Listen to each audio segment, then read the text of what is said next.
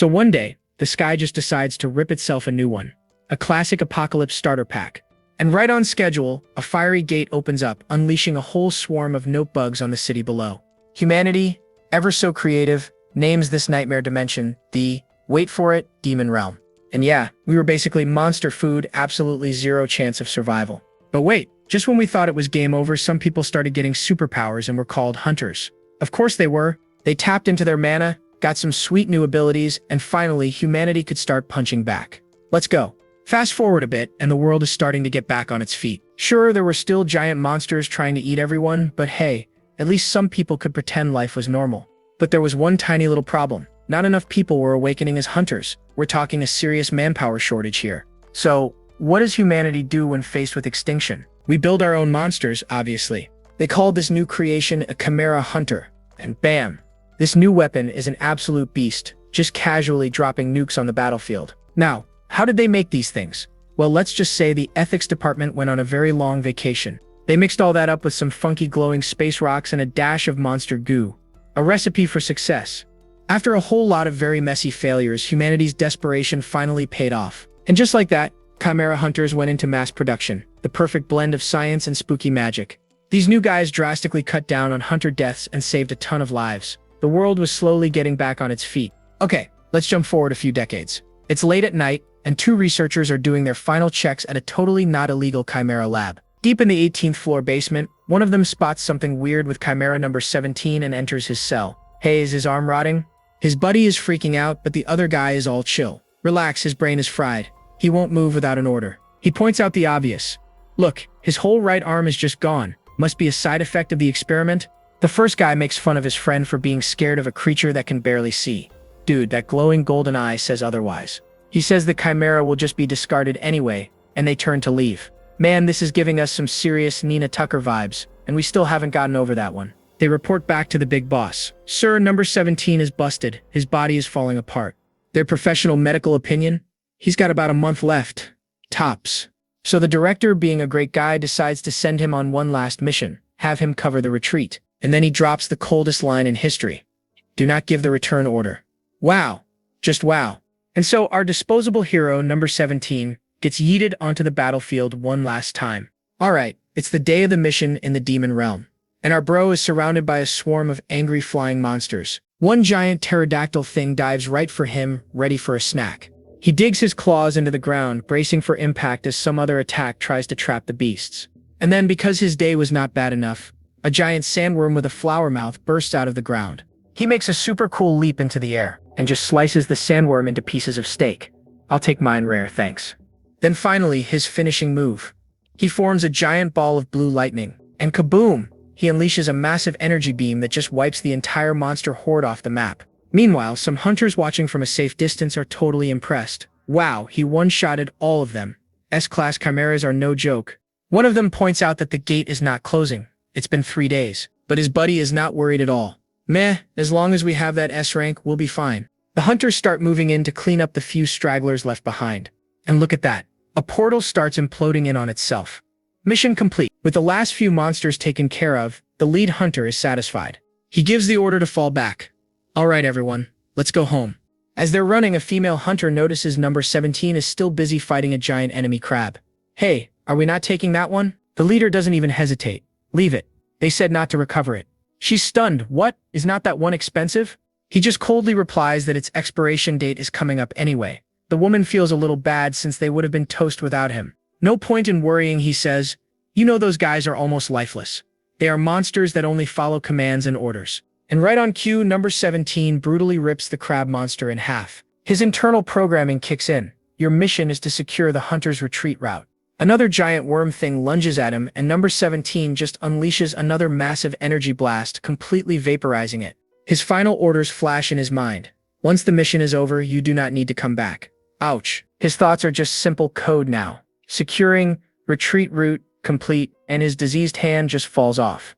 He's lying in green monster goo, whispering, "Return not permitted," as he fades into darkness.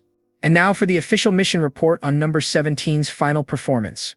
0 hunter casualties and a staggering 1,823 monsters defeated. What a kill-death ratio. But right at the moment of his death, something flickers in his mind. A forgotten memory pops up. Turns out he used to be a human boy, kidnapped when he was only 9 years old. And from that one little memory, his entire past life starts playing back like a movie. His mind is too broken to make sense of it all. He can only watch as this film reel of his past wraps around him. 79 years ago, a newborn baby is found at the steps of an orphanage. Great start. Flash forward 9 years later, and the kid is getting yelled at for getting into a fight. The director has had it and kicks the boy out into the snow. I can no longer keep you. Happy holidays, kid. He collapses in the snow and a totally not suspicious black van pulls up and he gets kidnapped. He wakes up strapped to a table where researchers officially designate him as their new lab rat, number 17. They inject him with some S-class bug cells and just wait to see what happens. For science, shockingly, there are no side effects. He gets powers but stays human, which apparently means he has a super rare body type. But the lead scientist is not happy with success. Keep transplanting cells until we see a reaction, he orders. What a psycho. A few years later, number 17 is now a young man, and he's a living weapon, easily protecting civilians. He fires off an energy blast and just deletes 2 giant wasps from existence. A mother thanks him for saving her, but he just says, "It is okay," and walks off, emotionless. Jump to another few years, he just stops mid-battle, completely confused. His memory starts to blank. He starts forgetting things. A researcher sneaks up behind him. Hey, number 17. Are you having trouble remembering things? Yes, your side effects have finally begun. And the researcher laughs like a total maniac. He's bombarded with even more monster cells, more than 500 types over 15 long years. He's now a living weapon so powerful they cannot even measure it, proudly labeled their greatest success. His mind is now gone, and he's reduced to this feathered, soulless chimera. That's more sideshow freak than actual human. Then the film reel comes to a close 3 days ago at the battle in the Red Gate. The last remaining monster gets completely vaporized, and with that, the mission is finally over. All objectives complete. His life is done. Then, a very, very long time passes. Everything turns to dust. But back in the spot where number 17 died, something is happening. A single bone starts to twitch. It shoots out of the ground and into the sky. What is happening? The bone starts glowing and a brand new skeleton just grows out of it in midair. Muscle and tissue start wrapping around it at lightning speed. The whole thing ends in a massive flash of light. Dramatic much? And there you have it, folks. This is what happens after being transplanted with 527 different types of monster cells. Our boy, Chimera Hunter number 17, has resurrected back into his human form. You gotta love a redemption arc like this. Reborn in a fiery wasteland, our hero has a very important question. Am I turning back into a human? He glances at his hand, which immediately morphs into a monstrous claw. Guess that answers that question. The monster cells are still active. Also, it seems that a lot of time has passed and no one's come to retrieve him. I guess I was discarded, he thinks. Ghosted by your own evil scientists. Ouch. But then he checks his wrist and sees the experiment number branded on him is gone. Hey, a silver lining. Does this mean he's finally free? No longer tied to that awful lab? The hope is real, my friends. He figures this miraculous regeneration must be thanks to some immortal-type monster cells they pumped into him, like a phoenix or something cool. These types can revive over and over as long as their core isn't destroyed. Basically, he's a walking, talking water bear with better abs. He recalls being told humans couldn't even fuse with immortal cells. But hey, who cares about the rules when your body is back in its prime? All the nasty side effects are gone, the constant brain fog has finally lifted, and all those creepy control spells they embedded in him are gone too. He is 100% free. He thinks about his past life, chained up like an animal. If his time as number 17 is really over, maybe, just maybe, he can finally live like a human. The number 17 was just a label. He tries to dig deep and remember his actual name. A memory surfaces. The head of the orphanage once told him he had a rough personality and suggested he try to help people instead. Based on the idea of helping 1,000 people, he was given the name Xian Duwoon. Back in the present, Duwoon just scoffs at the memory. How ridiculous! How could a homeless orphan from the slums possibly help anyone? He can't even help himself find some pants. Which brings him to the ultimate question. Then what should I do now? Revenge maybe? He entertains the idea for a solid second. But honestly, that all feels like a lifetime ago. The desire for revenge has kind of faded. Besides, he has no way to get back to the human world anyway. Whatever, he'll just deal with his old enemies if he happens to run into them. With a new sense of purpose, he makes a decision. Okay, I've decided. He stands there silhouetted against the sun like a hero. For now, I'll try to live like a human being. Hey Okaroon, looks like we found your missing ball. Anyway, enough of that. Duwoon's now thinking of the first thing he needs. Clothes. It has been a while he's needed clothes, to be fair. So begins his trek across the barren desert on a noble quest for pants. Eventually, his journey leads him to a lush, green forest with a sparkling lake. He pushes through some bushes, looking for anything he can use for his new wardrobe.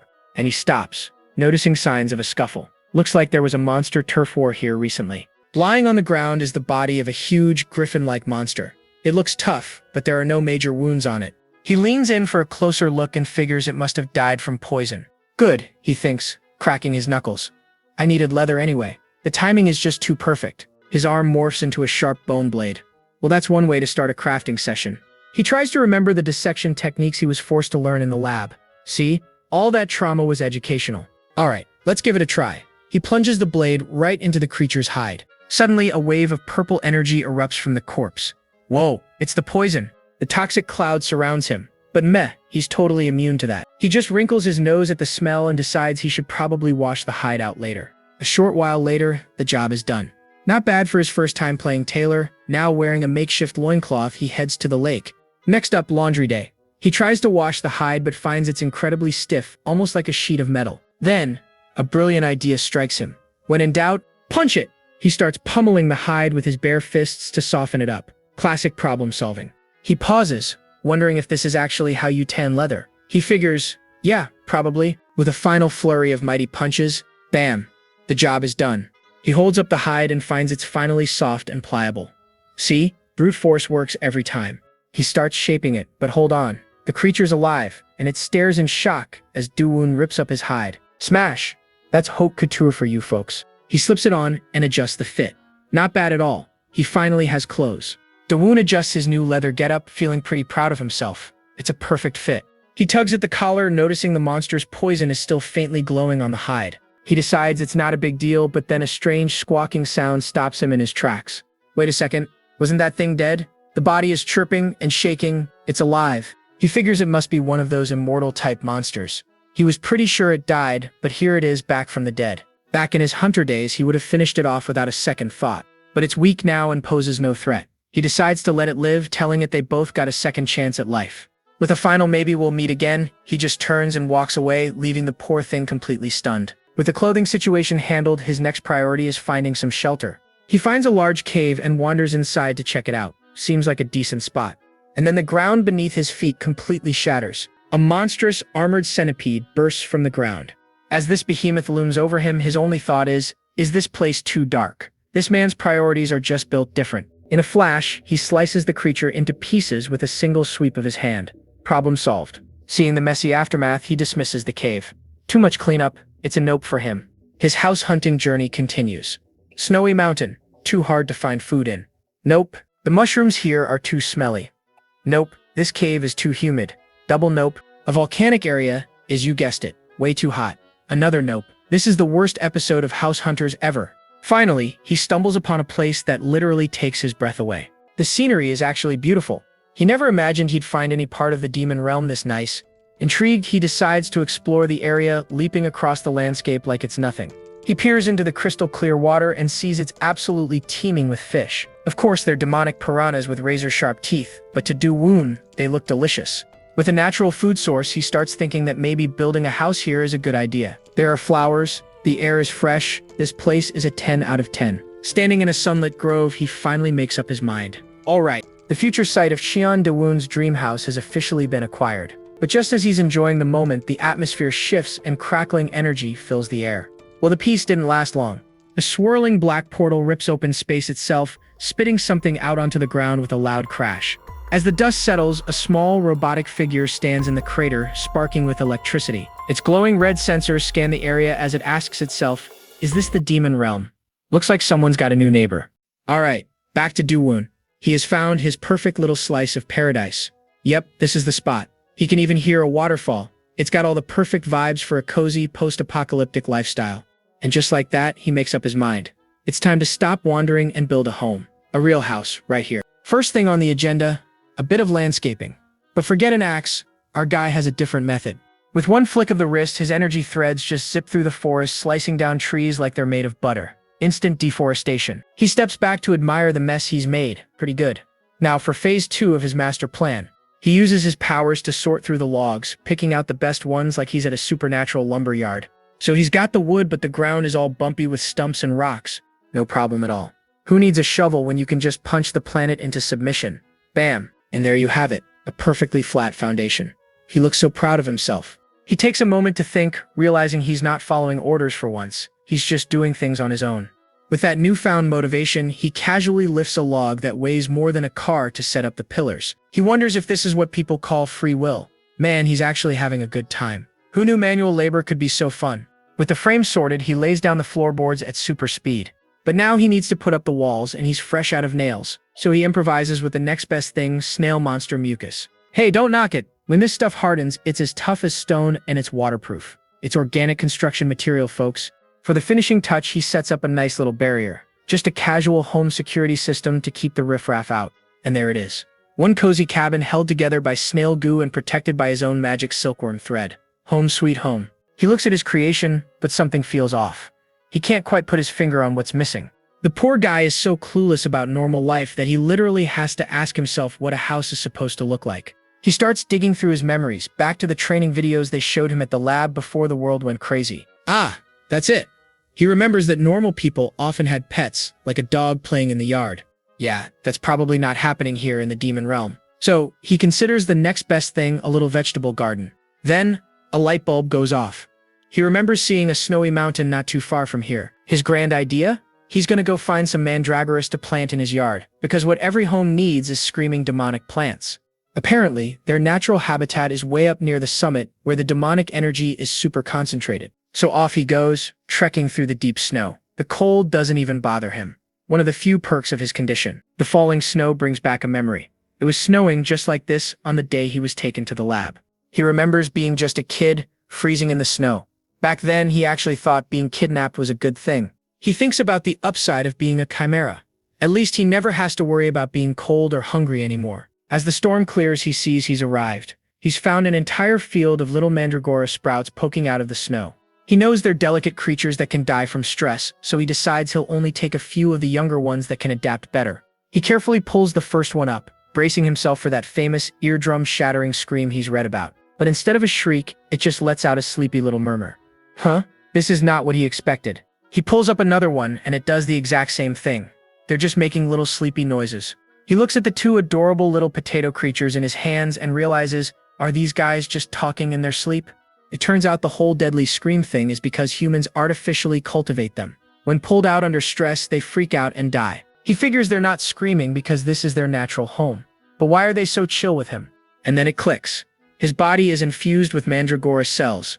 They must think he's one of them. He's their long-lost big brother. Well, that works out perfectly. He carefully tucks his new little plant friends into his belt to keep them safe and stress-free.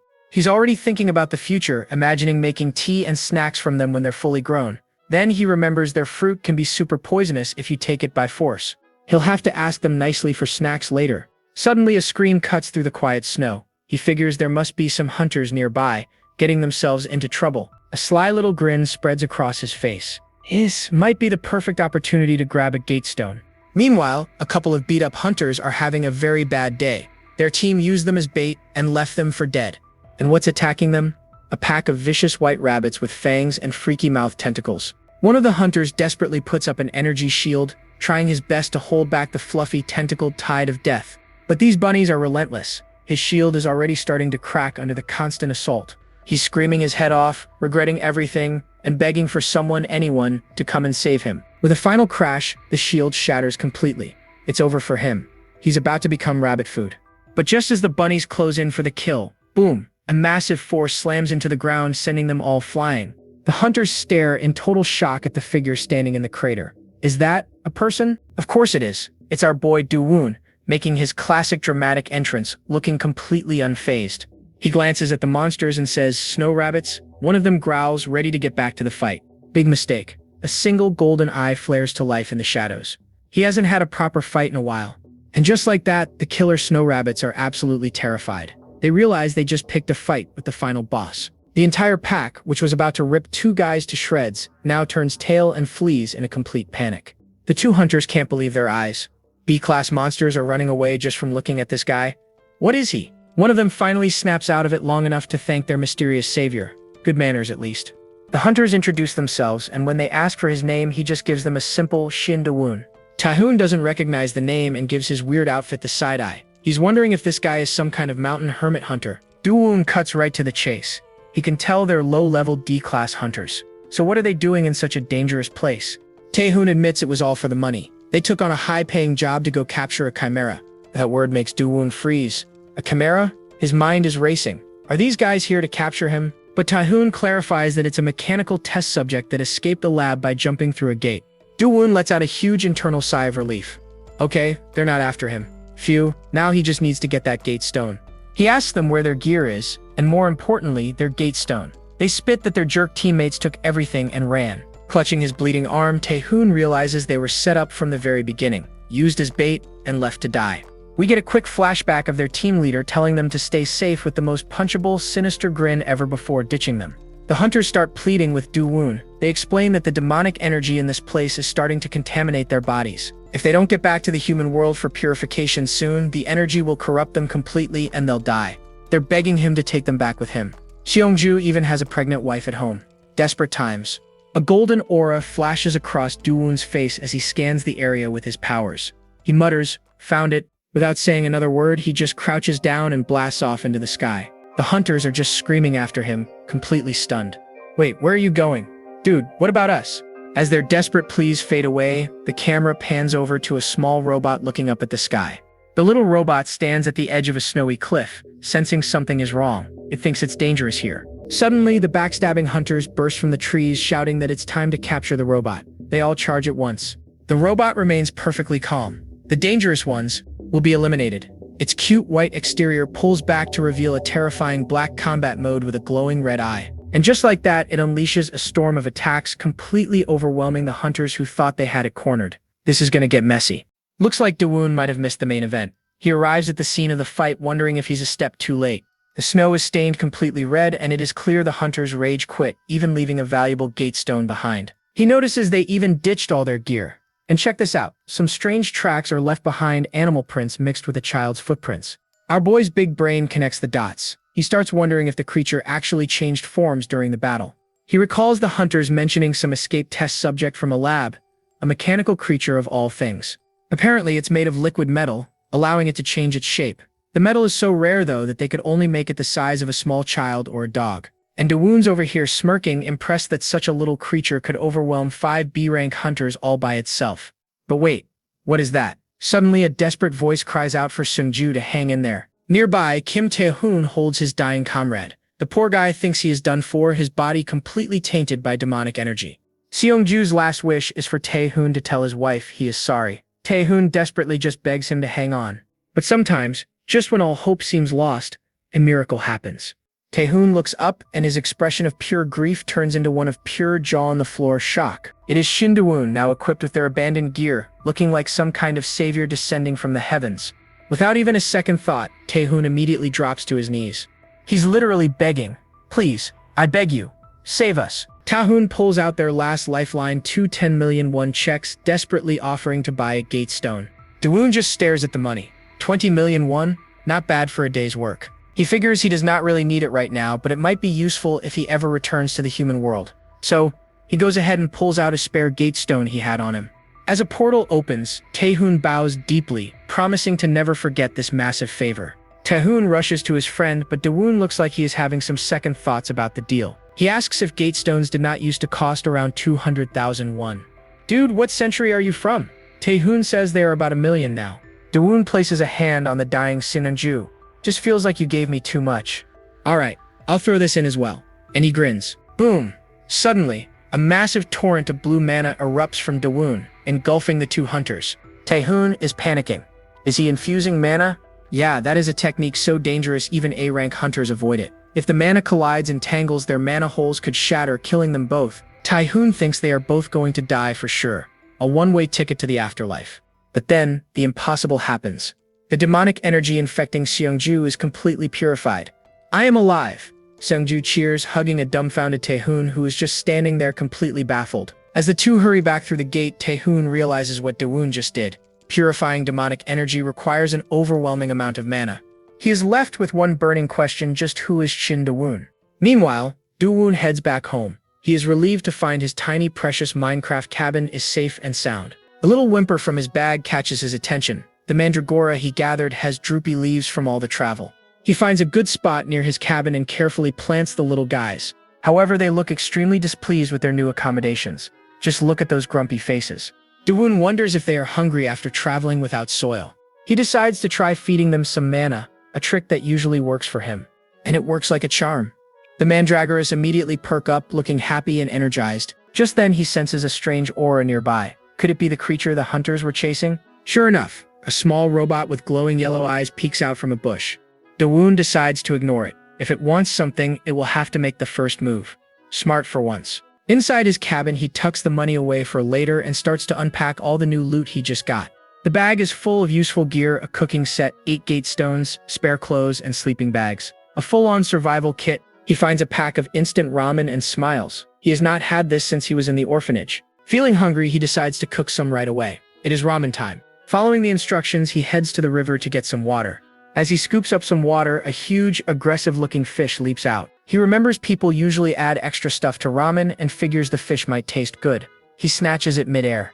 Next, he needs toppings. He finds a nest with some weird, transparent eggs and decides they will do. Since he does not have green onions, he just plucks some random leaves from a tree. Gourmet cooking, folks. With his motley crew of ingredients ready, he heads back to his cabin. The little robot, still hiding, watches him with curiosity, noting that he is cooking. He realizes the instructions do not mention when to add the fish, so he decides to just boil everything together. What could go wrong?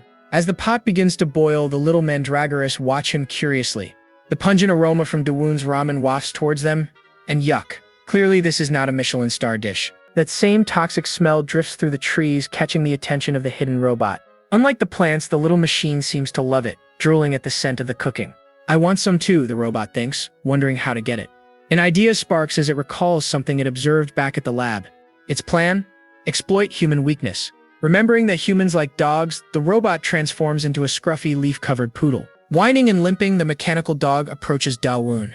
But our boy is not fooled, recognizing the creature that has been tailing him. So it turned into a dog to lower my guard, he muses, and now it is faking an injury for sympathy. The dog lets out an innocent woof, and Dawoon cannot help but see it as a clueless kid. He wonders how it even escaped the lab. Shrugging it off, Dawoon offers the drooling puppy a share of his meal. Looks like it is ready. Want some too?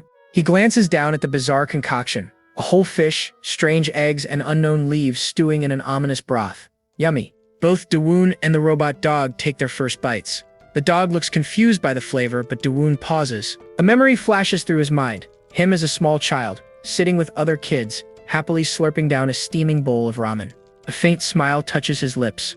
Yep, I think this is how it tasted. It is the flavor of a long-lost memory from when he was 7 years old. The memory is so powerful, it completely overpowers the toxic smell of his creation. Delicious, he says aloud. The poor mandragoras, however, are not sharing the nostalgic experience. One of them even pukes it guts out. With the meal finished, Dawoon stands up.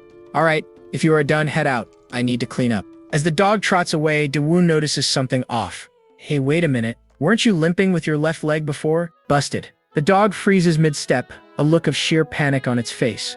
Caught red-handed, the dog immediately resumes its limp and scurries away. Dawoon just watches it go with a knowing smile. With the dishes sparkling, our boy Dawoon figures it's time to tackle the next big challenge, laundry. I mean, you can't rock the tattered leather look forever, even if clean clothes remind him of his tragic pollen allergies. He tries to be gentle with it. Really, he does. He doesn't want to rip the only other shirt he owns. But his super strength is a little hard to control. With one mighty swing, boom, he completely obliterates the rock he was using. Well, so much for that particular piece of geology. My man just one-punched a boulder to do his laundry. He just sighs, completely unbothered. It's fine, he's got another set of clothes anyway. No big deal. Just then, his attention snaps to something else. Oh great, the little mechanical stalker is still here. This time it's disguised as a cute, sparkling rock. He's wondering why this thing won't just take a hint and leave. Looking back, he realizes it's been following him all day, trying out the worst disguises imaginable to get closer. When he was checking out some flowers, it even turned into a walking log. A plus for effort, F for execution. The thing has zero strategy. It just changes forms randomly. Then, its greatest enemy appears, a single bee. Suddenly, it drops the disguise, revealing its true robot form and starts panicking. Bugs. Dawoon instantly realizes this robot's mental age is probably under 5, and it really hates bugs. This whole clumsy act is a classic side effect of being a young chimera who had knowledge forcibly uploaded to its brain. Rough. The robot, totally embarrassed, tries to hide behind the flowers. Do-woon, being a cool guy, just pretends to admire the scenery. After all that drama, he finally gets the laundry done. Man, that was way harder than it needed to be. He hangs the shirt up to dry and notices it looks a little small. Oh well, time to check on his little plant babies. The robot, still in its brilliant rock disguise, watches him, and then a tiny light bulb goes off in its head. Its logic is flawless. That mister is wearing clothes. I'll wear clothes too. And just like that, it's shirt stealing time. The robot proudly puts on the shirt. Done. Now these clothes are mine. Finders keepers, my friend. In a brilliant flash of golden light, it begins to transform. Uh-oh, what's happening now? It morphs into a small girl with long brown hair striking a pose. Human form. It's finally perfect, she declares. Meanwhile, Do-woon is checking on his garden, and it's a tragedy. The mandragoras are all withered and depressed. He pulls on what he thinks is a weed, but nope, it's some kind of monstrous worm creature from my nightmares. He realizes the ground is completely infested. Time for some emergency gardening or his plant buddies are toast. He decides to build a proper vegetable bed, maybe as big as his house. But as he turns, he spots someone watching him. It's the robot, now in her little girl form, peeking out from behind a tree. Hello, she says shyly. Do-woon figures she's finally ready for a conversation. Yeah, hello, he replies, probably very confused right now. She points at his sorry-looking hut. Is that your house? He confirms that yes, it is his humble abode. So, are you a native here, mister? She asks. Do-woon smirks, deciding it's time to mess with her a little. He asks what tribe she's from, and you can practically see her brain short-circuit. She panics and makes up a story about a land beyond the waterfall. Oh, you mean the coconut tribe? He asks, totally making stuff up on the go. And she immediately agrees, giving him a shaky thumbs up. That's right, I'm from the coconut tribe. Do-woon points out her outfit is just his stolen shirt. She fires back that her tribe has a finder's keeper's rule. Fine, you can have it, he says, giving in. The girl celebrates her great victory, a true master negotiator. He then asks why she's here. She claims she was kicked out of her tribe and has a little favor to ask. She gets right up in his face and yells, I want to live here too. Well, that's one way to ask. She explains that since there are no bugs and there's a house, it seems like a pretty safe place to crash. Do-woon smiles, seeing right through it. She's not a native or an exile, she's just a scared kid who needs a safe place. Okay, he says, but if you stay here, you have to pull your weight. No freeloading. She is absolutely overjoyed. Got it, just tell me what to do. I'm ready for anything. First on the chore list, they need to plow a brand new monster-free vegetable bed for the mandragoras. She enthusiastically grabs a huge wooden stake.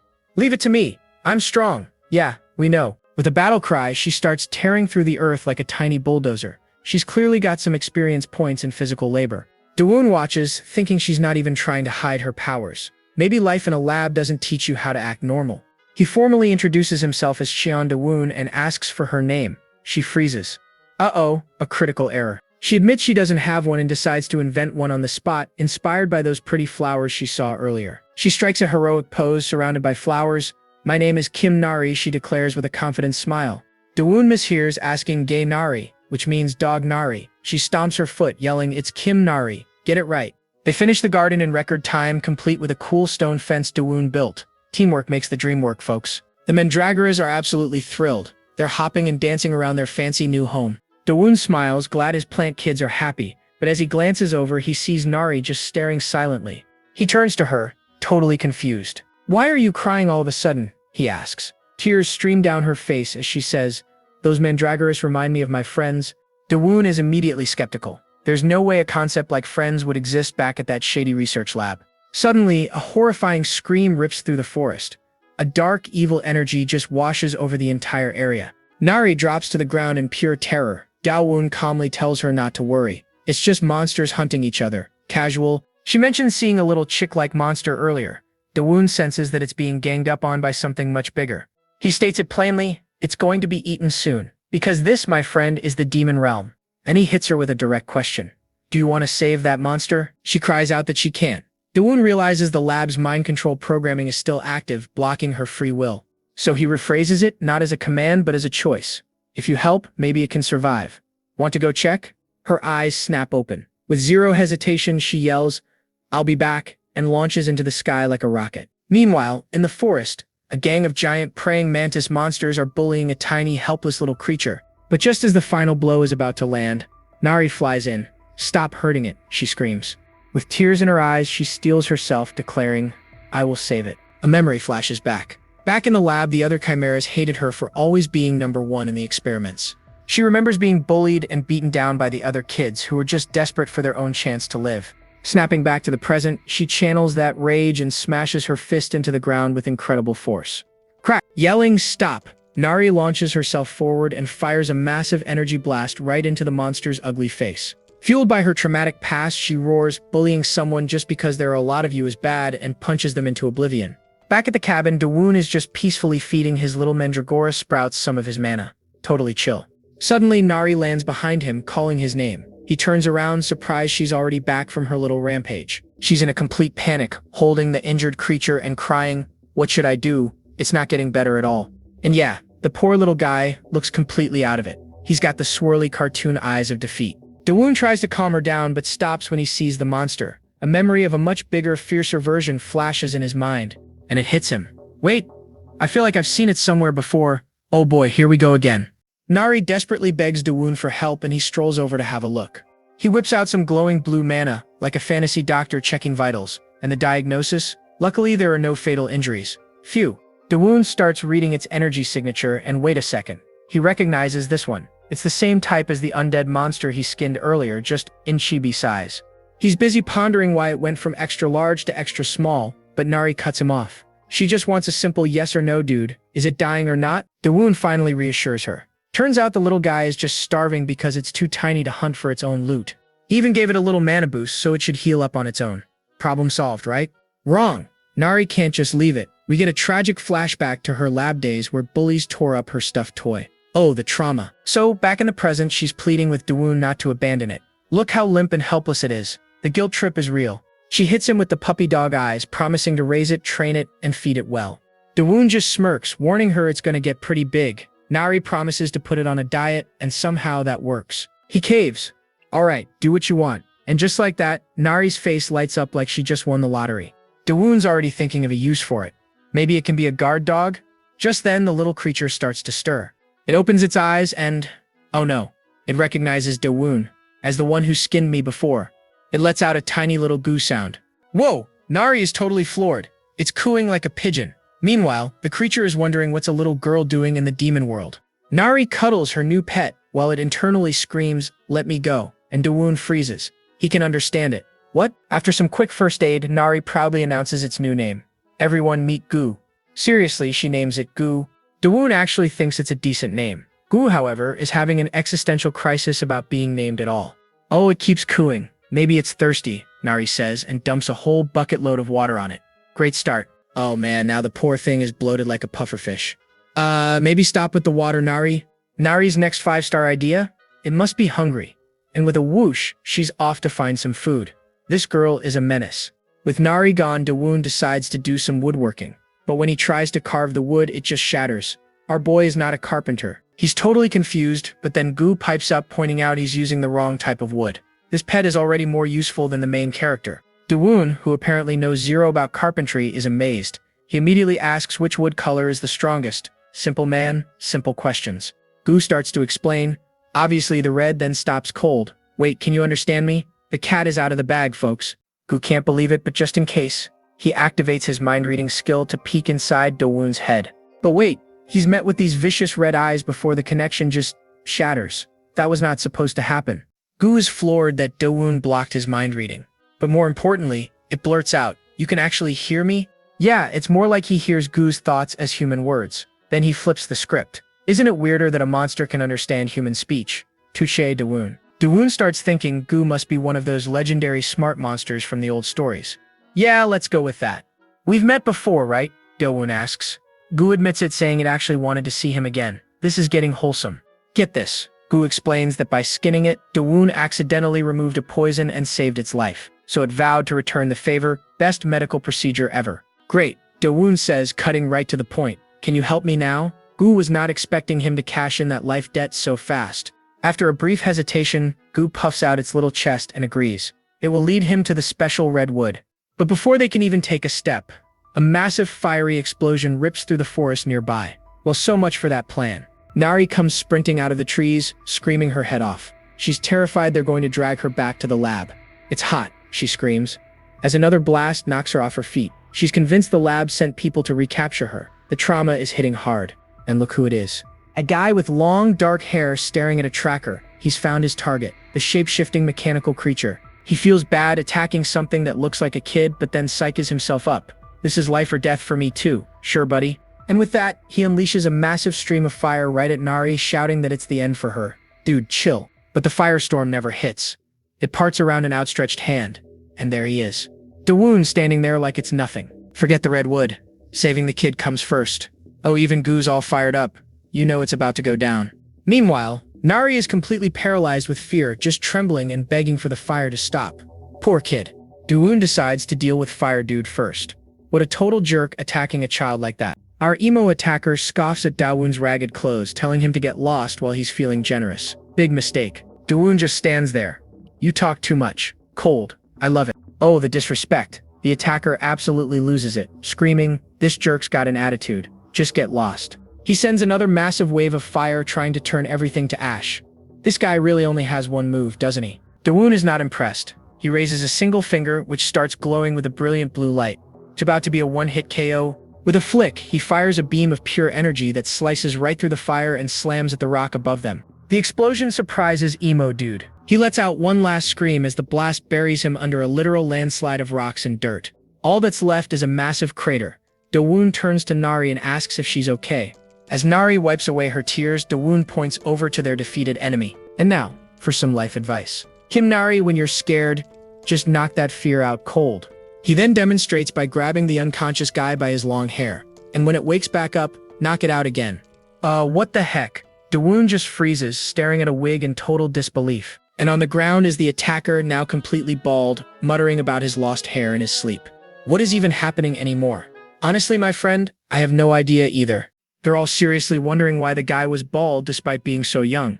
The sight of his shiny baldy head breaks all the tension. Suddenly, Nari just can't hold it in any longer. She absolutely bursts out laughing, declaring he isn't scary at all anymore. For Nari, a bald villain is just pure comedy. Watching her, Dawoon realizes Nari shouldn't have been overpowered so easily. It's time to figure out what really happened here. Gu activates his mind-reading ability, his eyes glowing gold as he prepares to dive into Nari's memories. Let's see what's in there. And we're in a flashback. We see some sinister-looking scientist in a lab, laughing maniacally like a classic cartoon villain. The scientist taunts a tiny, trembling blue slime, noting its brand new self-awareness right before summoning blue flames. This isn't going to be pretty. He tells the little creature not to be afraid. It's just the usual durability test. And cue the massive explosion of energy. Oh man, that's just rough. Well done, Nari. Dawoon gently pats Nari's head. He knows her trauma won't heal overnight, but hey, it's a start. Now he just has to figure out what to do with their unconscious guest. Gu inspects him, giving his bald head a few taps. Suddenly, a little light bulb goes off over Nari's head. She has a brilliant and probably insane idea. And next thing you know, bam! The attacker is tied up and hanging upside down directly under a massive waterfall. Peak problem solving right there. Nari explains her genius plan. If he gets wet, his fire powers won't work. The bald uncle has officially been nerfed. Nari is happily shouting about how bald uncle is a baddie when Dawoon cuts in. Hey, don't go judging people harshly by how they look. Very good advice, Dawoon. Nari just smirks. Looks like she might recover from her trauma sooner than he thought. He then decides it's time for the most important meal of the day, ramen. As Dawoon gathers water from the river, Gu asks what he's doing. Getting water for ramen, he replies, as if there isn't a man being waterboarded nearby. Nari gets incredibly excited, yelling about how delicious his fish ramen is. Dawoon is actually a bit surprised she likes his questionable cooking. He teases her, asking if the coconut tribe also eats fish ramen. Nari agrees, committing 100% to the bit. Meanwhile, their captive watches in awe. He figures the man who beat him so easily must be an A+ class hunter, or maybe even stronger. As Nari dives into the water to catch some fish, the man speculates that Dawoon must be some legendary hunter living in seclusion. The man's horror grows as he processes this. They hung him up under a waterfall and are now casually making ramen? This is insane, even for the demon realm. With a triumphant splash, Nari emerges from the water holding two huge piranha-like monster fish. Victory is hers. Dawoon tells her to put one in the pot, and the captive can only watch in disbelief, warning them that boiling that thing will stink to high heaven. Ignoring him completely, Nari plops the fish into the huge pot. The man is beside himself. He's questioning if they've ever even seen ramen before. Nari and Dawoon head back to camp, excited for their fish stew ramen. Their captive, at his breaking point, screams for them to wait. Everyone freezes. He can't take this culinary crime anymore. Breaking free, he shouts, "I'll make them for you." And just like that, the attacker is standing at a makeshift table, under a spotlight, ready to cook the most important ramen of his life. He trembles, holding the dry noodle block. He knows his very life depends on the quality of this meal. As he cooks, he's being watched by Dowoon, Nari, and Gu, whose eyes are glowing red with a menacing hunger.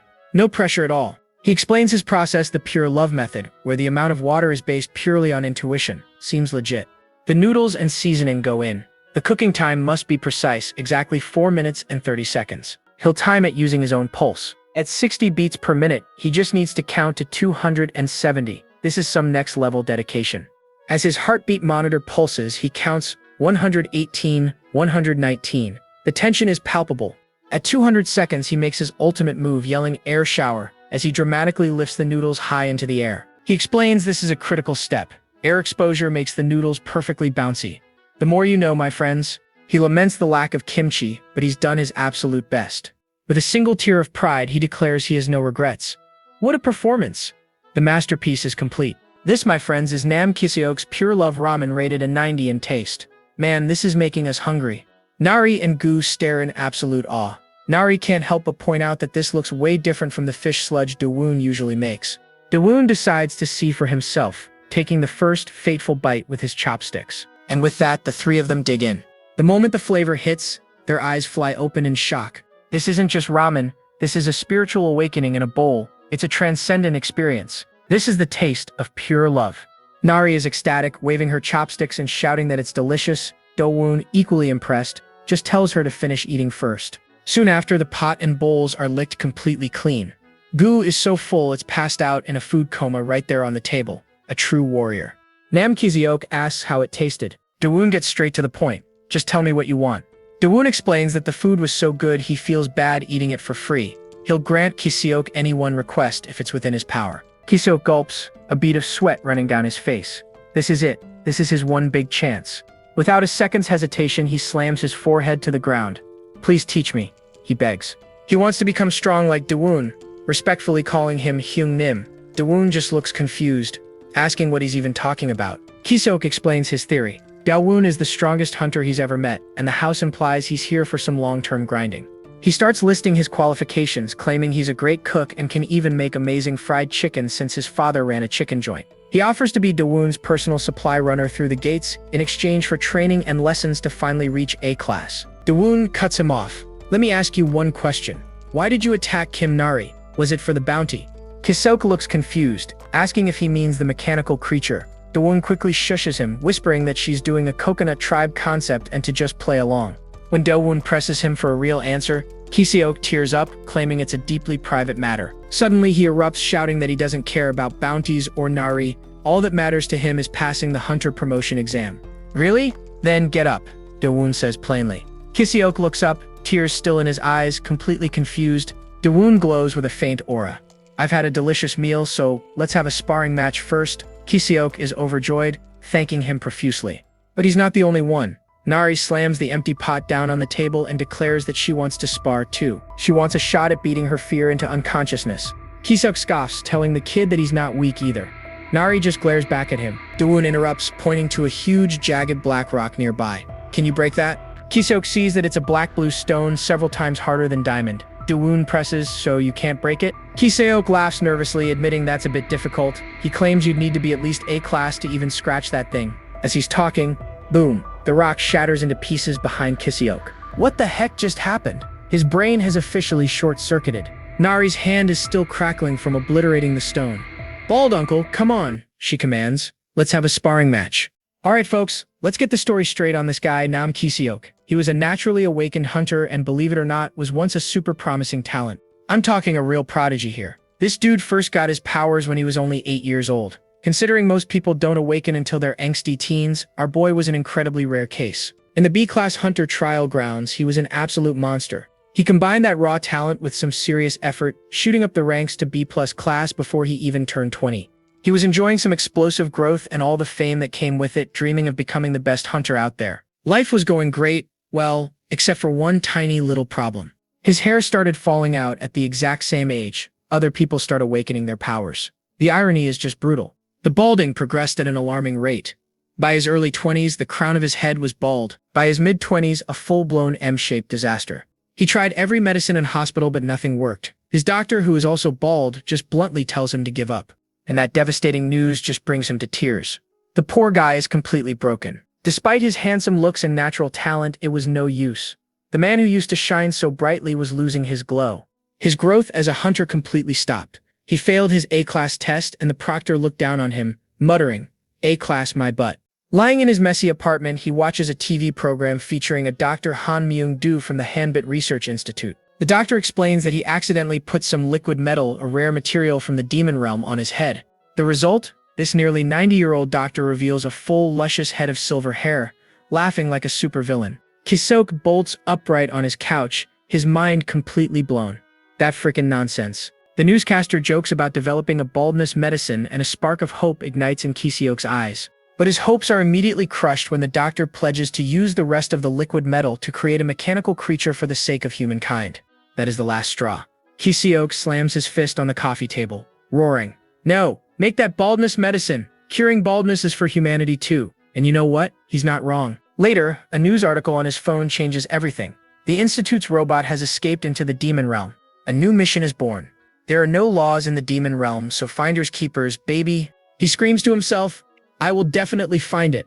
I will find it and put it on my head." Which brings us to now. Kisiok, face down in the dirt, looking completely baffled. Nari stands over him, cheering, "I won again," while Dawoon just roasts him for not landing a single valid hit.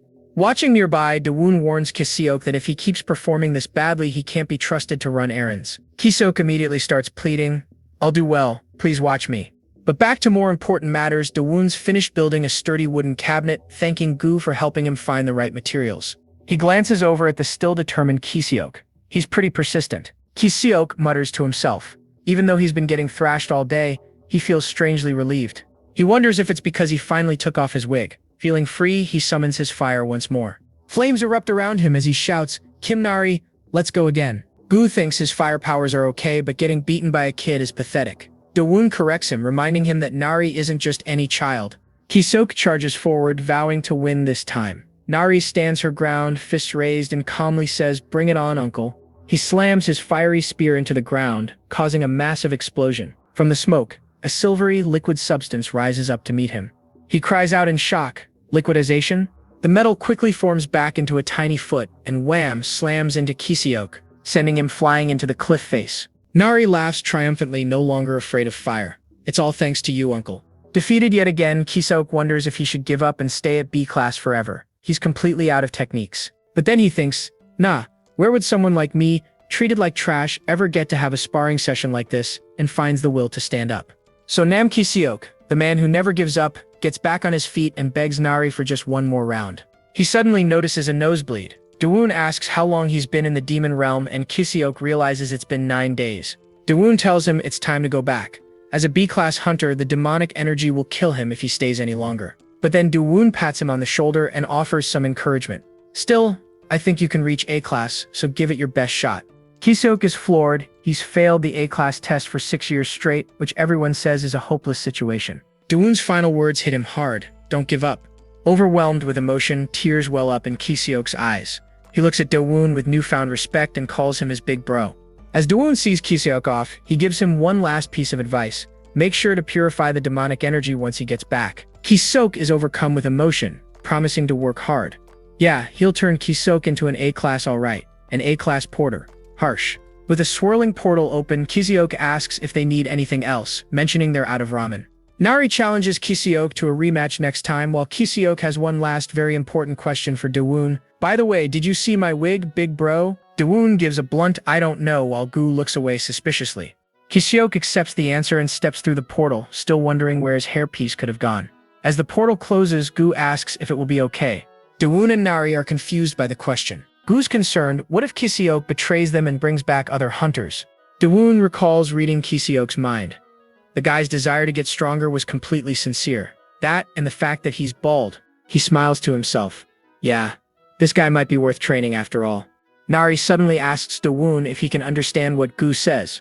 Yup, he definitely can. Back inside the cabin, Dawoon proudly shows off a new cabinet he built with Gu's advice, but Nari points out that the room is a little dark. Dawoon considers her point and decides to fix it right away. With a quick flash of power, he transforms his arm into a blade and saws a perfect window into the log wall. Nari and Gu pop their heads through the new opening, thrilled with how bright it is. Dawoon realizes that if they like it bright, they'll need lights for the nighttime. But how would they even do that? He explains the concept of a glowstone, a crystal that emits light in the dark. A few of those on the ceiling should do the trick. Gu asks if he knows where to find them, and Dawoon figures they're probably in the volcanic area. Gu starts murmuring to itself, thinking about how the volcanic area is one of the most dangerous places for hunters, and that it's also its hometown. The little creature starts sweating, clearly distressed. Noticing Gu's weird noises, Nari squishes its face and asks Dawoon what's wrong. She can tell Gu is worried about something. Wow, Nari is surprisingly quick-witted for noticing. Dawoon tells them he'll just go by himself, but Nari immediately shoots that idea down. She's going too. She declares that she's not afraid of fire anymore and wants to join him. Dawoon is impressed by how fast she conquered her fear. After a moment of thought, Gu chimes in saying it will go too since it has some business to take care of there. With everyone on board, Dawoon smiles and agrees. Good, then let's go together. I'll make some equipment for the volcanic area too. Meanwhile, back in the garden, the happy little mandragoras have found Kisioke's lost wig and are playing with it. Far away, a fiery volcano spews smoke and lava into the sky. Looks like we know our next destination. From within the smoke and darkness, a pair of glowing yellow eyes stare out menacingly before a single tear falls from one of them. Alright folks, welcome to the Volcanic Zone, one of the top 3 most dangerous places in the demon world. So naturally, it's our next field trip destination. Here, the air shreds your skin with volcanic ash, and every breath is a lovely cocktail of toxic gas and demonic energy. 5-star resort, for sure. This place is so deadly that the human world has basically just put a big question mark on the map and called it a day. Meanwhile, Nari is treating this lava pit like one big muddy puddle.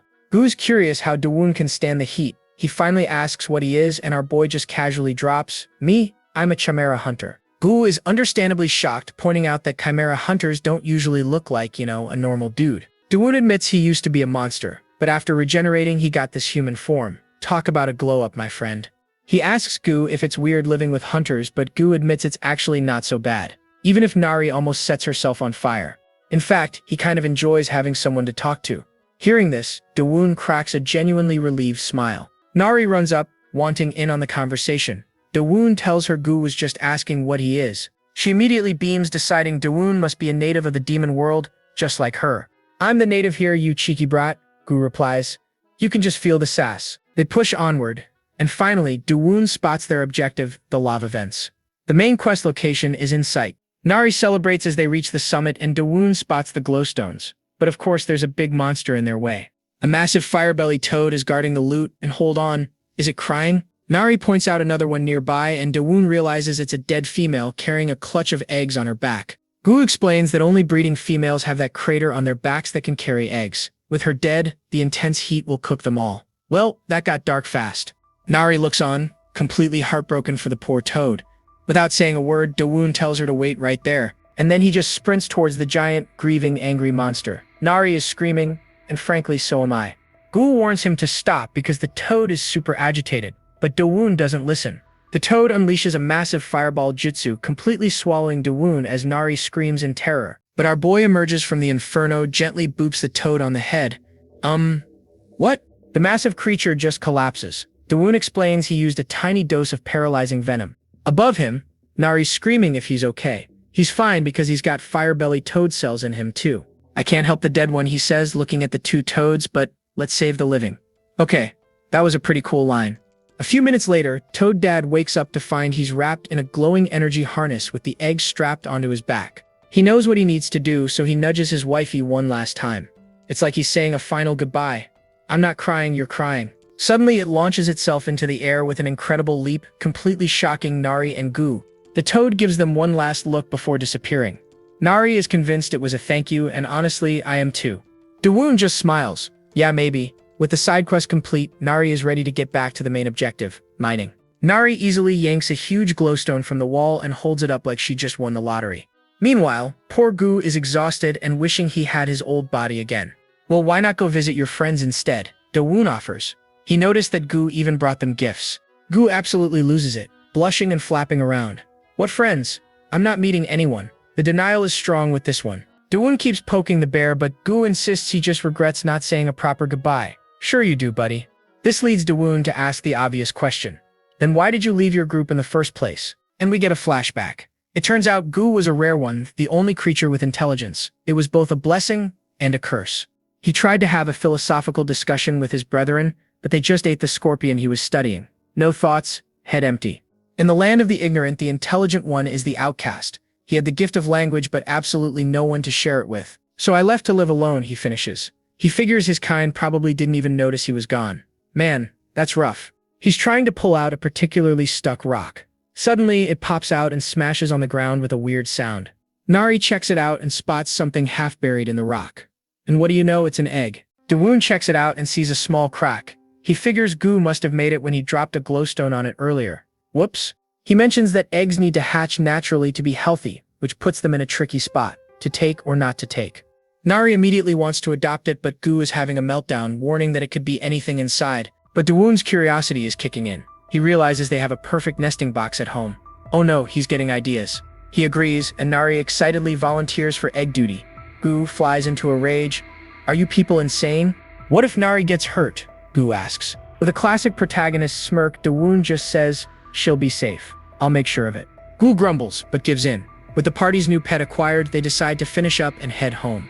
Back at the cabin, Nari announces their return, carefully cradling her precious new egg. Nam Kiseok is waiting for them outside. Brother, where have you been? He asks. Kiseok offers to carry Dawoon's backpack, puffing out his chest and claiming he's strong enough to handle it. He grabs the handle, gives it a mighty heave, and is immediately slammed into the ground by its impossible weight. Bam! Down he goes. Dawoon just tells him to look up and asks, what's wrong with your face? Alright, there's a quick little bonus here titled Gu's Gift. Oh, this should be good. It turns out Gu tried to share some ramen with his old flock, but the big firebirds just stared, completely confused. They just ripped open the bag and started happily munching on the dry, uncooked noodles. Okay, now back to Kiseok's bruised-up face. My man, what happened? Did you get into a fight?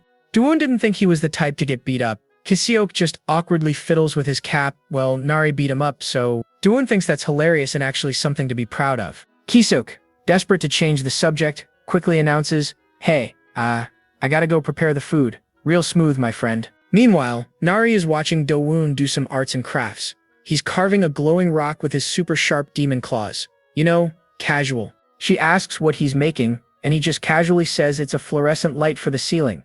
But then he adds that he wants it to look pretty. And Nari is just shook. She starts gushing, telling him he's super smart because he knows stuff and explains things well. She even calls him kind-hearted, remembering when he saved those frog eggs. You're just like a dad, she exclaims. Ain't she so cute? So, but how's your dad from the coconut tribe? Dawoon asks, putting her on the spot. Nari just squirms. Elsewhere, our little buddy Gu is having the time of his life, soaking up the sunset. He's thinking his body is melting in pure bliss. He literally sinks into the ground like a happy, squishy puddle. What an absolute mood. But his zen moment is shattered. A giant, shadowy figure with glowing red eyes looms over him. Well, so much for peace and quiet. Suddenly, it's not just one figure, it's 3 pairs of angry red eyes staring him down. This is not good. It's the Mandragoras. They combine their powers for their ultimate attack, the Mandrake Triple Fusion Rolling Splash. And this super powerful attack comically bounces right off Gu's pudgy body. Hoomp hoomp. Gu, now with a very angry face, just stares down the last 2 mandrakes as they keep charging. He is not amused. Nari runs in, yelling at everyone to stop fighting. Dawoon, ever the calm observer, just explains they're probably mad because Gu invaded their territory. Right on cue, Kiseok announces that dinner is served. Perfect timing to break up a monster fight. Hold on to your plates, folks. It's Nam Giseok's heartfelt Inarizushi. Kiseok looks super proud of himself, thinking it's an easy dish that looks impressive. Bro used instant ingredients, but we will let him have this moment. He presents the whole spread like a game show host, and everyone looks genuinely amazed. Not gonna lie, it does look pretty good. But before anyone can dig in, Dawoon stops them. He glares at Kiseok and says, you did not answer me earlier. Tell me, what happened to your face? The tension is back, folks. Kiseok finally caves. He explains that he went to the Hunter Association for a screening test and ran into some A-rank jerks. They made fun of him for failing 7 times, he fought back, and he got his butt kicked. Yup, that sounds about right. Kiseok confirms, adding they asked if his pride fell out along with his hair. Oh, that is a low blow. Dawoon looks at his head and asks, but it is a buzz cut, right? You are not actually bald, are you? This triggers a frantic scientific rant from Kiseok about hair loss. Dawoon's sorry, he asked. Changing the subject again, Dawoon asks when the promotion test is. Kiseok replies, Next month, in 60 days. Dawoon announces it is time for special training. Kiseok is thrilled, ready to work his hardest. He has no idea what he is in for. In part 1 of this special training, Kiseok is now on permanent dishwashing duty. He's taking over for Nari. LOL. Nari and Gu have already licked their plates completely clean, but Nari still looks like she could eat more. That girl is a black hole. Next up, Dawoon points to a giant bag of glowing rocks and tells Kiseok to wash all the volcanic ash off them. Every single one. Kiseok asks if this is really special training, but Dawoon shuts him down with a simple choice: do it or stay a B rank forever. Ouch. With Kiseok's new life as a maid settled, Dawoon invites a delighted Nari to go fishing. They just straight up leave him there. Cold-blooded. Kiseok just watches them go, staring at the mountain of dirty dishes. You can feel the despair. But then, a light bulb goes off. He looks at the plates and realizes, wait, he must have a plan. Our boy is not completely dense. He gets a sudden burst of motivation. Everyone thinks I am a natural-born genius, but I, Namgiseok, am a man who reached B rank through effort. Preach, my dude, preach. He keeps hyping himself up, calling himself a man of diligence, perseverance, and unwavering trust. He is a man who never gives up. With renewed vigor, he runs after them, yelling for them to wait. Later, at the riverside, Dawoon and Nari are fishing peacefully. Or at least they were, until Nari wakes up from her nap. She immediately starts complaining that all the fish are going to Kiseok instead. And she is not wrong. Kiseok is in the water getting swarmed, screaming that aquatic monsters are his elemental weakness and it stings. This is hilarious and also sad. Dawoon just sighs, totally unbothered. He calls Kiseok a high-maintenance worker, no sympathy whatsoever. He tells Kiseok to just use a mana shield, but our boy admits he is still a noob at it. He's really struggling out here. This gives Dawoon an idea. He reaches into the bag and pulls out one of those big, glowing stones. He tells Kiseok to hold it. Kiseok is confused, but he takes the stone anyway. The second he touches it, bam! A massive surge of dark, primordial energy erupts from the stone. Kiseok drops it immediately, freaking out that he cannot use his arm because the stone is packed with raw magic. Dawoon explains that this magic is raw energy. To use his own power, Kiseok has to push it out with his refined mana. It's like a magic workout. He tells Kiseok he already has plenty of mana. He's just clumsy at using it. Basically, he has all the gear but no skill. With a single touch, Dawoon sends a pulse of energy through Kiseok, literally mapping out all his mana pathways for him. What a cheat code. Kiseok stares at his own hands, which are now glowing with bright blue energy. A path should have formed now, Dawoon says, understatement of the year. Following instructions, Kiseok lets his mana flow and his hands are suddenly enveloped in a powerful aura. Dawoon tells him to try lifting that magic rock again while concentrating on his mana. Round 2, fight. With a grunt, Kiseok strains, blue energy crackling everywhere as he puts every ounce of focus into this. You can do it, buddy! He lets out a massive roar, pouring all his new power into his arms. This is his shonen hero moment, and he does it! He lifts the huge magic-infused stone high above his head. Kiseok is ecstatic. He finally understands that the dishwashing was all a secret training arc for his mana control. Dawoon, you magnificent schemer. Dawoon tells him to keep circulating mana while he finishes the dishes. And Kiseok is now pumped to clean, yelling he can clean anything. Okay, calm down. Later that night, the cabin is quiet under the full moon. Inside, the new glowing rock light is providing some nice ambient lighting, very cozy. Dawoon and Nari are asleep in the bed, while Kiseok is passed out on the floor next to them. A happy, dysfunctional family. Kiseok is even dreaming about his goal, muttering A rank, in his sleep. The grind never stops. As Dawoon sleeps, a rustling sound comes from a nearby drawer where Gu is sleeping with the egg. The noise wakes Gu and his eye snaps open. Something is not right. In the dim light, he sees the shadowy figure of Nari walking silently through the room. A little creepy, not gonna lie. Gu is awake now too, and he watches her leave the cabin. He wonders, where is she going so late at night?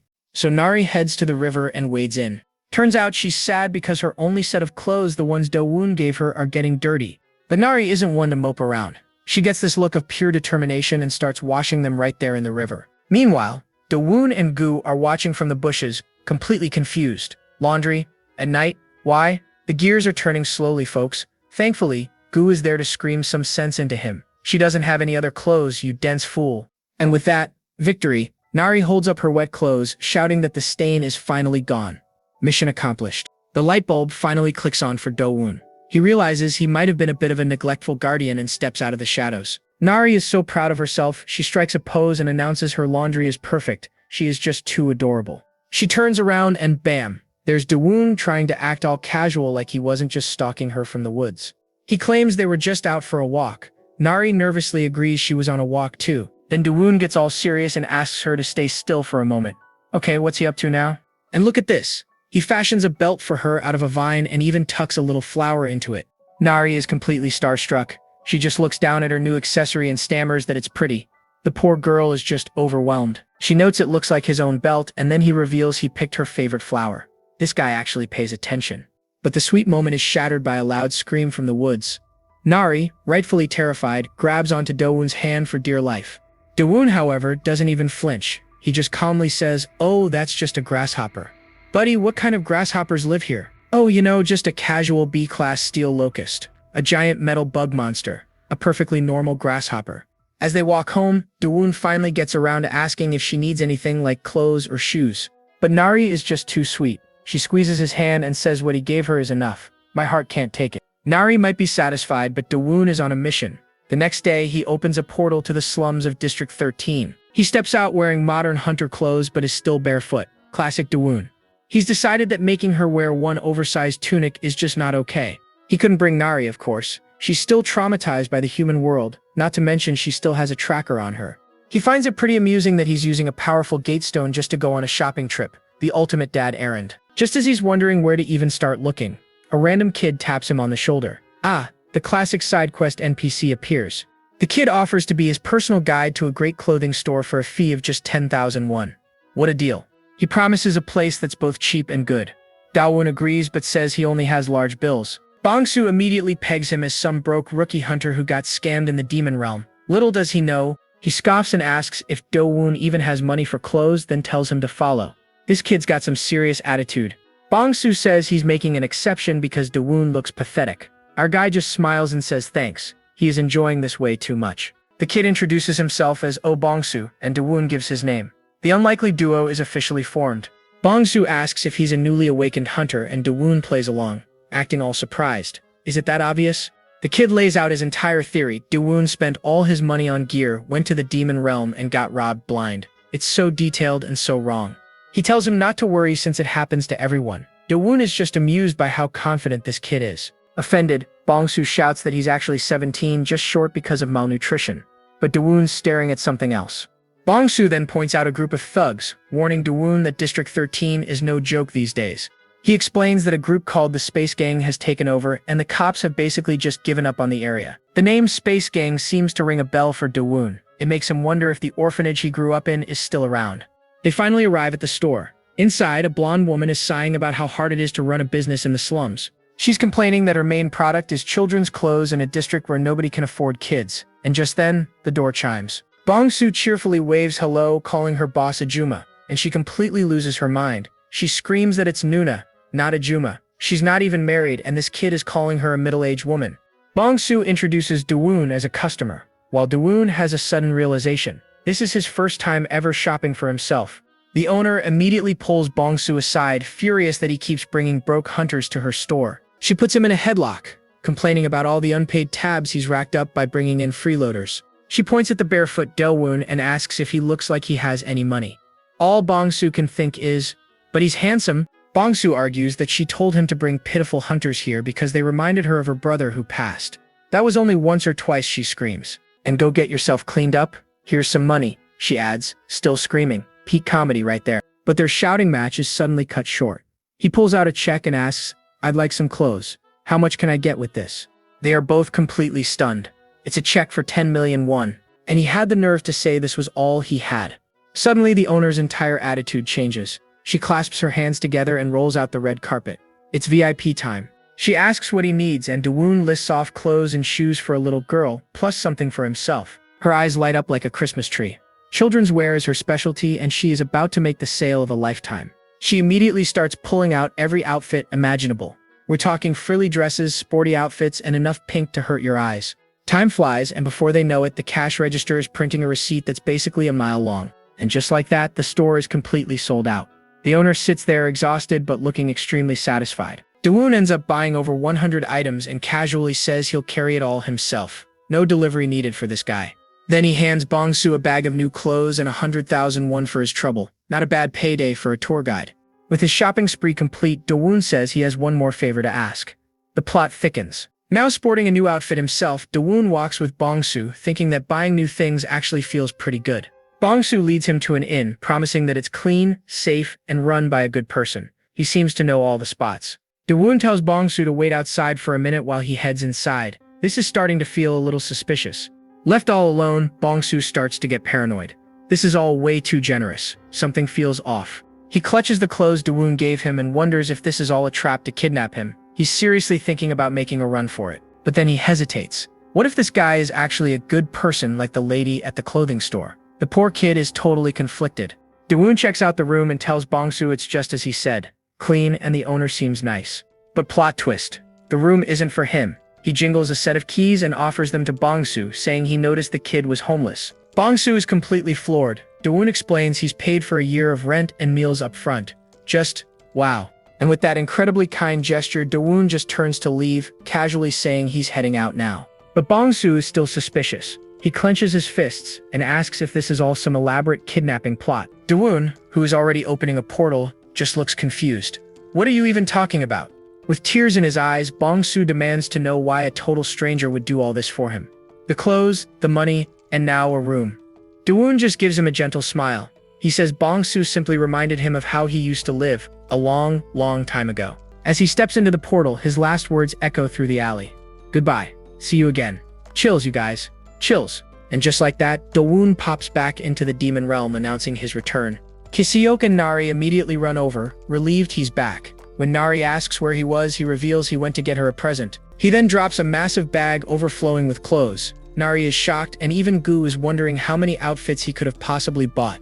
Nari is absolutely delighted, while Kiseok nervously wonders if there's anything in that giant bag for him. Of course not. Dawoon turns to Nari and tells her to go inside and try on whatever she likes. Dad mode is fully activated. As Nari happily runs inside, we see the mysterious egg they found earlier. And folks, it's starting to crack. The cracks are spreading and the whole egg is shaking. It looks like whatever's inside is about to make its grand debut. Back outside, Dawoon is folding a literal mountain of clothes and he finds it strangely calming. Of course, that piece lasts about 5 seconds before Nari calls him over. She's rocking a new frilly dress and is fishing for compliments. Dawoon gives her the thumbs up, but oh no. Nari's just getting started. It's fashion show time, folks. First, it's a pair of jeans. Then she's a spooky ghost in one of Dawoon's shirts. And Dawoon's just loving it. He finds this whole chaotic display completely adorable. After what feels like an eternity, she finally makes her choice. The suspense is killing me, and the winner is a hoodie with a little chick on it. Why? Because it looks just like Gu, obviously. Gu is deeply offended by this comparison. Meanwhile, Dawoon assigns Nari the final boss battle, putting everything away. But Gu, the voice of reason, pipes up. Where exactly are you gonna put all this new loot? Dawoon's solution is completely logical and not at all overkill. He's just gonna build an entire new dressing room. Simple. Gu's worried about the wood, but Dawoon has a wicked little smirk. Oh, he's got a volunteer for the manual labor. He calls out for Nam Kiseok, announcing it's time for some special training. And bam, Kiseok makes his grand explosive entrance. Kiseok is super hyped, showing off Dawoon's old nasty leather outfit. He thinks it's some legendary training gear. He's like, Master, this thing is soaked in poison. I almost died touching it. Your methods are so hardcore. And Dawoon's response is priceless. Nah, I was just too lazy to wash it. Here, you wear it. And he's like, actually, you know what? That's a great idea. He tells Kiseok to suit up in the poison gear and start chopping trees. Kiseok is about to have a full-blown panic attack, but he's saved by the bell. Nari screams for help from the cabin. What's wrong? Oh, just the giant monster egg from the volcano. It's shaking like it's in a paint mixer. Dawoon calls it. It's hatching. Kiseok is prepping for the apocalypse, while Nari is 100% convinced it's going to be adorable. A crack appears and a glowing reptilian eye peeks out. Yep, it's showtime, people. First, a giant clawed foot smashes through. Then a long, scaly tail follows. This is not looking good for Team Cute. We've got claws, we've got scales, we've got a creepy forked tongue. Everyone is bracing for a straight-up nightmare monster. And out pops the cutest little snake chick thing I've ever seen. What is that? Kiseok is completely baffled by this plot twist. Nari, on the other hand, is already freaking out. And just like that, the cute little guy goes full face hugger, launching itself right at Kiseok. And he lets out a scream that could curdle milk. Cut to the next day, Kiseok is outside wearing the poison shirt. He's literally suffocating in a cloud of poison, wondering if Dawoon is even human for wearing this cursed thing. Meanwhile, Dawoon is done with laundry, because priorities. He sees Nari feeding the new pet, which is now acting all sweet and innocent. Dawoon's thinking about a name, but the little dude gets a random burst of zoomies and just bolts. Naturally, Nari and Gu immediately give chase. And just like that, we're playing a game of interspecies tag. Dawoon thinks it's all cute, but Gu is the designated party pooper. He warns that monsters from the volcanic zone are bad news. Why? Because apparently volcanic monsters think plant-based monsters are a 5-star meal. And the more magical the plant, the tastier the snack. Which means our little mandragora friends are basically walking catnip. So yeah, this adorable new pet is the natural predator of their other adorable plant pets. This is gonna get awkward. And one look at the mandragora's faces tells you everything. They know they're on the menu. So begins the world's tiniest, most intense standoff. The snake chick versus the head mandragora. Nari wants to play referee, but Dawoon stops her. This is the demon world, my friend. They gotta sort out the pecking order. The two enemies face off. What an epic start to the battle. The snake chick lunges, claws out, going straight for the baby of the group, savage. But wait, the eldest mandragora jumps in, blocking the attack with its trusty stick. Okay, not bad, little guy. They're using a triangle formation. The second one moves in for a counterattack. And the snake chick just casually blocks it with its tail and even gives a little smirk. Gu's like, don't celebrate yet, fool. You forgot about the youngest one. And the tiny one unleashes a freaking energy blast right at the snake chick. And boop, it is a direct hit. The little snake is stunned, and its eyes start welling up with tears. Nari's like, wait, is it crying? And then comes the waterworks. Nari rushes in to comfort the big baby, and Dawoon officially calls it victory for Team Mandragora. Kisuk is just speechless. He mutters that the fight was unexpectedly grand, which is one way to put it. But the fun's over. Dawoon tells Kisuk to get back to his poison shirt log carrying duties. Poor guy. While all this was happening, something was also happening halfway across the world. It's a jacked bird-headed dude with glowing blue bling flying across the water like a final boss. Alright, so the crew is building a new dressing room and it's all hands on deck to get it done. Well, almost everyone. Gu's version of helping is to become the world's tiniest, most demanding construction foreman for poor Kisuk. Meanwhile, Nari and the brand new snake chick are on arts and crafts duty, happily slathering on some mysterious green goo. And Dawoon's playing interior decorator, making their cozy little demon realm cabin feel a bit more like home. After 2 grueling, sleepless days of grinding, Kisuk's personal construction nightmare is finally over. The man just completely collapses, letting out a scream. You can just see it on his face. The poor guy is absolutely drained, probably having flashbacks to his 2-day boot camp from hell. He kneels before his masterpiece, this big wooden wall, surrounded by a gloomy emo aura like, did I even do this right? But hold on. Dawoon hits him with a rare compliment, basically saying, hey, you didn't completely mess it up. High praise from him, folks. Later on, Nari points out that the new room smells like flowers, which leaves Kisuk completely baffled. But he takes a whiff, and yep, it totally does. He admits the lavender scent is actually super peaceful. Look at him, all blissful. So what's the secret? Dawoon explains it was all Gu's idea. The tiny tyrant apparently picked out special fragrant wood for the project. He proudly adds that any clothes stored inside will get a free perfume upgrade too. And it seems like everyone loves the new setup. The little mandragoras are humming happily and the snake monster is passed out cold. Speaking of the little guy, Kisuk asks if its name was really Sasa. It was Dawoon's idea, but he's open to better suggestions. And Kisuk's brilliant galaxy brain follow-up name, Snake Chick. Just look at Dawoon's face. He is not impressed. Nari jumps in with Peep, which is cute, but Dawoon shoots it down because it sounds too much like Gu. Not to be outdone, Gu suggests majestic footsteps in the drawer. Yeah, hard pass on that, my friend. Since every other suggestion was a dumpster fire, they all agree to just stick with Sasa, and Sasa sleeps through the whole thing. So with the home renovation complete, Gu asks Dawoon what's next on their adventure list. And this is where Dawoon gets serious. He explains that since he's not alone anymore, they really need to upgrade their security. His big idea? A nice sturdy fence to keep any demon realm riffraff from wandering in when he's away. Kisuk doubts anyone would even come here, but Dawoon drops a truth bomb. S-rank monsters or other hunters could pop up anytime. Gu, ever the problem solver, suggests a field trip to the coast to find some top-tier magically infused building materials. Apparently there's a yellow glowing quartz there that's even tougher than the black jade stone they've used before, a legendary tier item basically. Dawoon is totally on board. He's already picturing a glowing fence that's both a fortress and gives off a cozy campfire vibe. So he decides they're heading out immediately. Nari is hyped for a beach trip. Kisuk, on the other hand, looks like he just saw a ghost. Kisuk starts freaking out, getting a nosebleed from the sheer stress as he tries to warn them how dangerous the coast is. He tries to weasel his way out of it, claiming he needs to head back to Earth soon to cleanse the demonic energy. Dawoon agrees, putting him on Mandragora's sitting duty. Kisuk gives him one last serious warning that place is off limits to anyone below A rank. Why? Because two disaster-level monsters rule the coast, and that definitely gets Daewon's attention. He clarifies that they're escaped chimera hunters from a lab with bird-like faces on human bodies. And speak of the devil. Elsewhere, a winged, bird-headed humanoid is just cruising through the sky, totally unaware he's being watched. A team of hunters spots him. Their leader yells, "It finally appeared. Prepare the tracker." One of the hunters fires off a glowing energy ring and bam, a direct hit on their target. The chimera seems to flee, making the hunters wonder if the rumors about its power were just a bunch of hype. The leader decides not to chase. The tracker will lead them to their shelter. The leader with a goatee calls the chimera a failed product, complaining that it still looks too human after 60 years.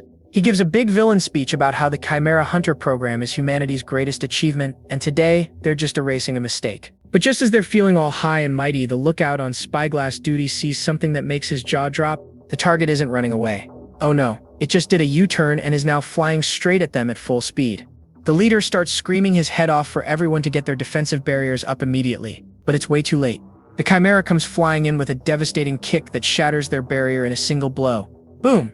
As the chimera dives in for the final strike, the hunters have that classic moment of realization that they have messed up, big time.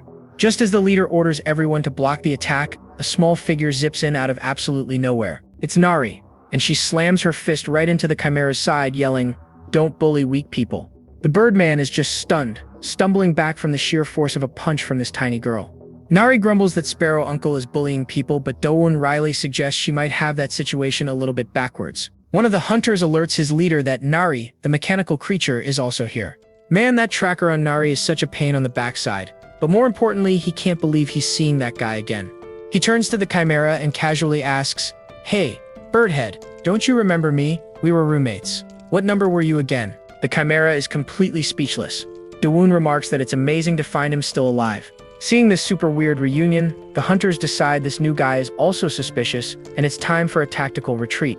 But as they're about to leave, Daewon realizes he can't let them go. It'll just cause more problems later. So, it's time to clean house. The winged chimera suddenly pauses and takes a sniff of the air. Then the recognition hits him. "Right," he says, "it was you." A memory comes flooding back to the surface, triggered by a familiar smell that he could never ever forget. It's the smell that only they would know. The unique, nasty stench of the chimera cell combination drug from the TDA Research Institute. And the winged chimera greets him, not as a stranger, but as a long-lost acquaintance. Long time no see, number 17. Alright, let's hit the rewind button. We're going back 66 years where a frantic chase is kicking off in a dark forest near the TDA laboratory. Our Birdman is booking it through the trees with a little girl on his back. She's shivering, and he realizes she's having a seizure from whatever messed up experiment they just went through. And man, the guilt is hitting him hard. He's bleeding and wondering if he should have just left his sister Jaya behind. He's thinking her wings are totally useless, but Chia just snuggles in closer, saying his wings are warm. He tells her to hang on and floors it, but then, bam, he skids to a halt. Someone's blocking the road. It's a kid, just a young boy, holding a flashlight, and our Birdman knows him instantly. It's number 17. This kid, a young Daewon, drops some bad news. He overheard the lab folks. Turns out, our Birdman's side effects are so bad he's on the schedule for disposal. Yikes. Daewon spells it out for him. Even if they do escape, a detonation spell will take them out in 3 days. But his sister? She's not on the disposal list yet. So Daewon suggests maybe just staying at the lab, getting suppressants, and living a little longer. But our guy is not having it. He tells Daewon that he couldn't possibly get it since he has 0 side effects. He doesn't know what it's like for them.